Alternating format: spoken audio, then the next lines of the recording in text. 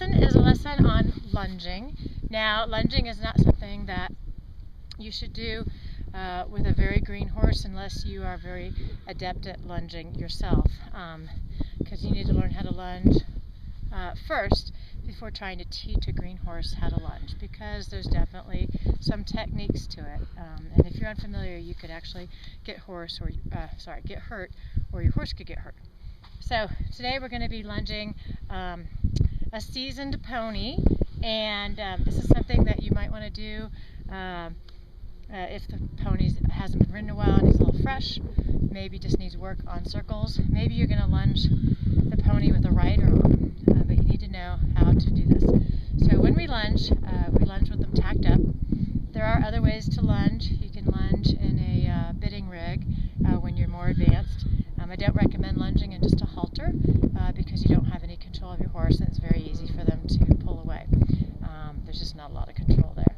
So here we have the ponies all tacked up, and a couple things you have to do before you hook up your lunge line is you need to establish where your reins are going to be, and you want to secure your stirrups. Alright, so what we do with our reins when we're lunging with the bridle on is we put them over their neck, just like you would when you're riding, and we're going to undo the throat latch. Okay, at this point, make sure you have your buckle on the top, and then look this way. We're going to twist the reins. Now these are rather long reins, so I have to twist it quite a bit on him. And then I'm going to take my throat latch and put it through one of my reins and hook it up exactly where it was before. This is going to keep the reins from flopping around, falling off, getting in his legs, or anything else. So now your reins are secure. Alright, now the next thing you want to do is secure your stirrup irons. Now if your stirrups are secure and they don't unroll, that's fine. You can leave them just rolled up. But if you need to secure them, what you want to do is you take your rolled up stirrup and you start by going behind the stirrup first, go through the loop, and then, so now you're behind the stirrup on the left, and then you're going to take it back over the top and pull it through. So you've secured this one. So we'll go on this side, we'll do it again on this side. And this one's just the opposite, but you always go towards the rear. So I take my pulled up stirrup, I go behind the stirrup to the outside, towards the back. I come through and loop it. So now it's in the front. Then I'm going to go back through one more time. And now I've secured my stirrups. This way they're not banging on the horse and irritating him. Okay, now when you're going to lunge a horse, it's ideal if you have a lunging arena, which is a big round pin, usually 60 feet in diameter. However, if you don't have the luxury of having a designated round pin, you can use your arena.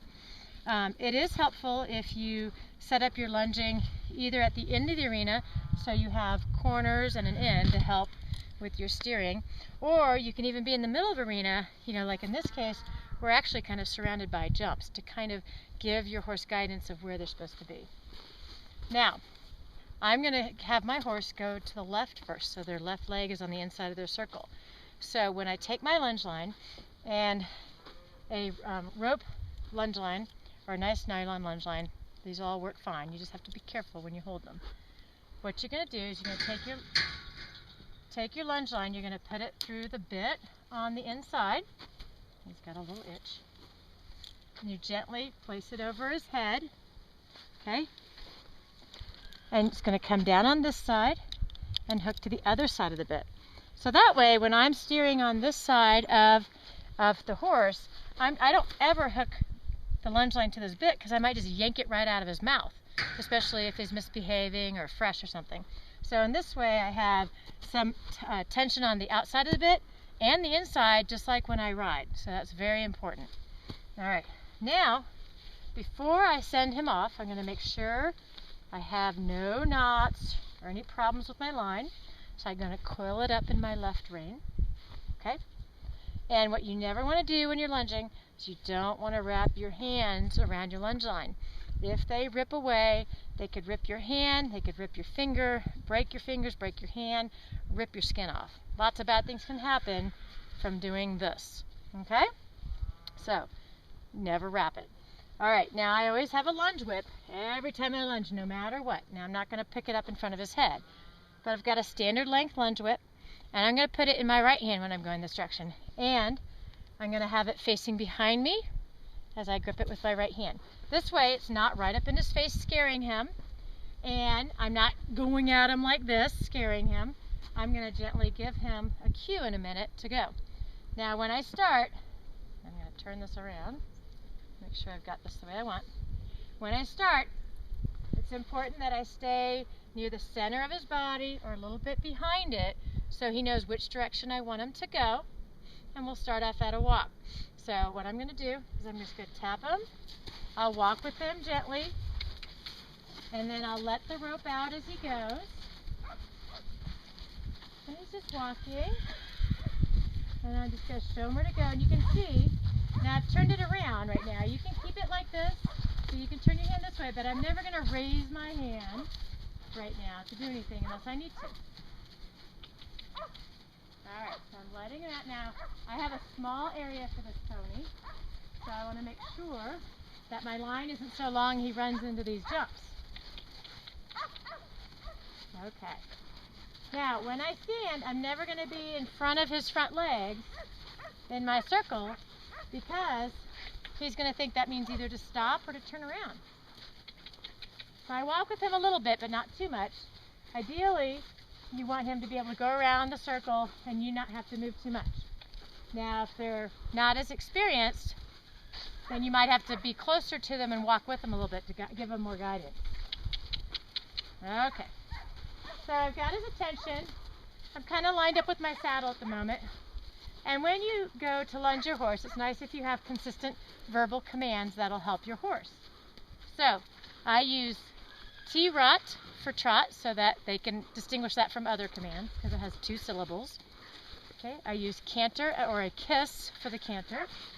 I use wove to stop for halting. And for walk, I say walk. It's just a little bit different. And you can do whatever you want. You just need to be consistent and make sure the commands are different enough that they can understand the difference. Okay, so now this pony's a little lazy on the lunge line, so I have to work a little harder. So I'm going to ask him to T-rot. T-rot. Get behind him a little bit. I'm not hitting him with the whip, okay? I am just simply encouraging him with a cluck and a little movement of my whip. Now, other horses are trained that if I just raise it, they know to speed up, and if I lower it, then they'll stay steady. Okay? He's not afraid of the whip because he knows I'm not going to hit him. Okay? So you have to really respect what you do with this whip so you don't scare your horse. Now, I make sure when I'm lunging, I don't let my lunge line drag on the ground because that could catch up in his legs, and then he's going to be scared and might bolt. And that's a big problem because when the line's in their legs and they're running around, they just keep scaring themselves. Okay. And when he's good, I'm not sitting there pulling on his mouth. Now your horses may not be as balanced. They might be turning their head the outside. They might be cutting in. And your job is to teach them to get out on the circle and try to stay as balanced as they can. And you do that by maintaining a consistent position. Now, if this pony were cutting in here, I would be sure that before I get there, I might stick my whip out at his shoulder to push him out, okay? And if they're going to bulge out, like they want to go around something, they want to get away from you, you pull in before you get to that point. You always try to anticipate and stay one step ahead of them at all times. Now, one of the most important commands you can teach your horse when you're lunging is how to halt. Okay, and that's by being consistent. And you can teach them to halt first without being on the lunge line by being consistent with your commands.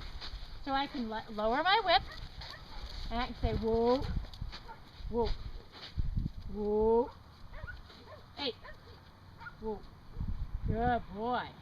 And I let him know, see I lowered my whip so he knows I'm not going to do anything. I'm going to drop my whip before I walk up to him.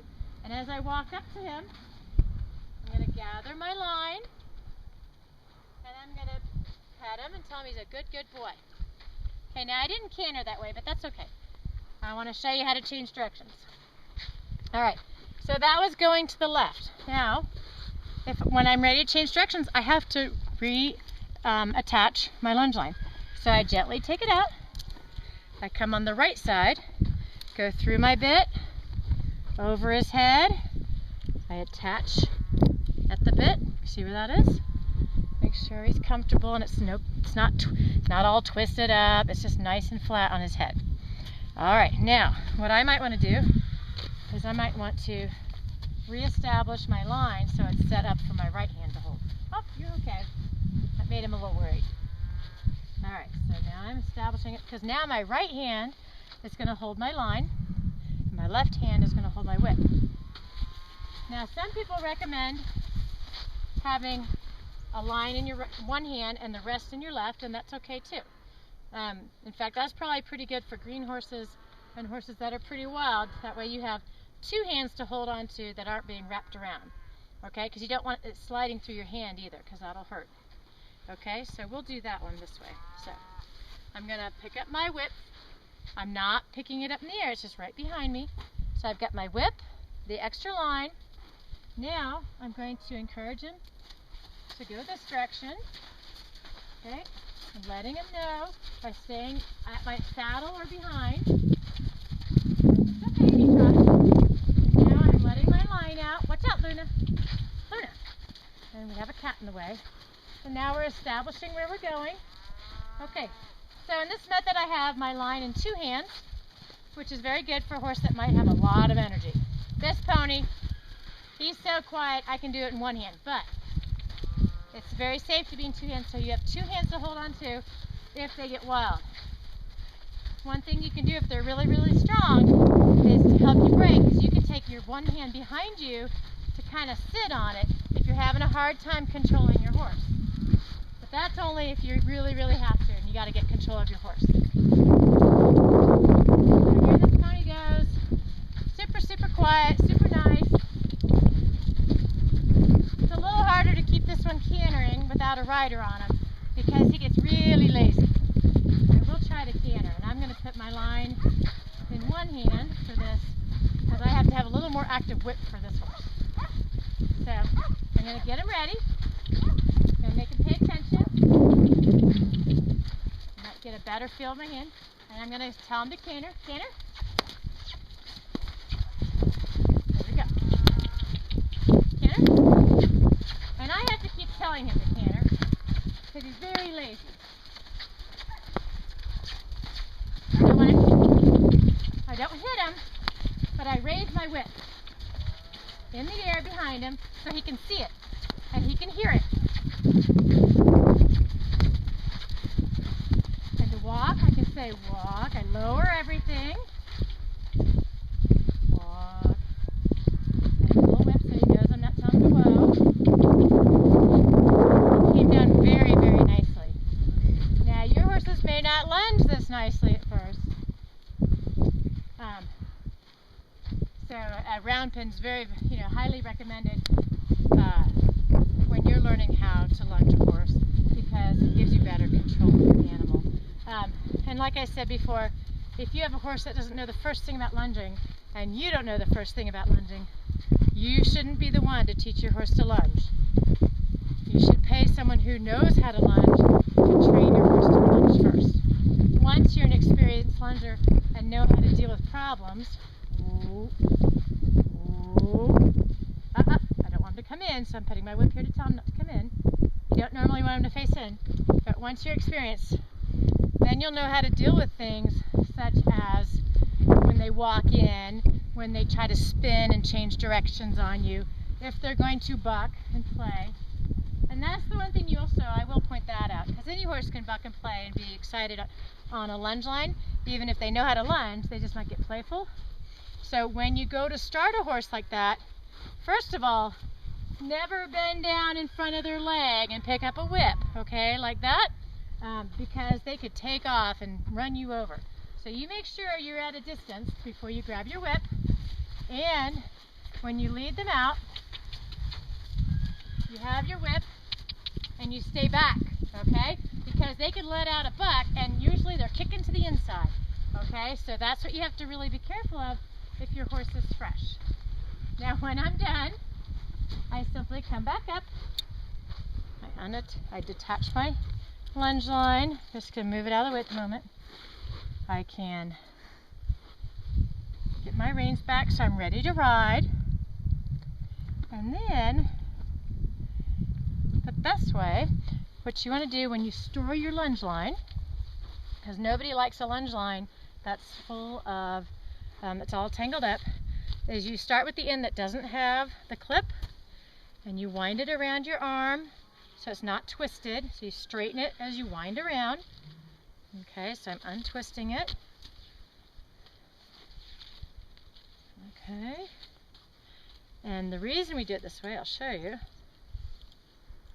is when I get to about here, I'm going to take my leftover line, wrap it around a couple times, and then when I take it through the hole, I can hang it on a nail or a clip just like this, and then it stores it very, very nicely. So that's our lesson on lunging.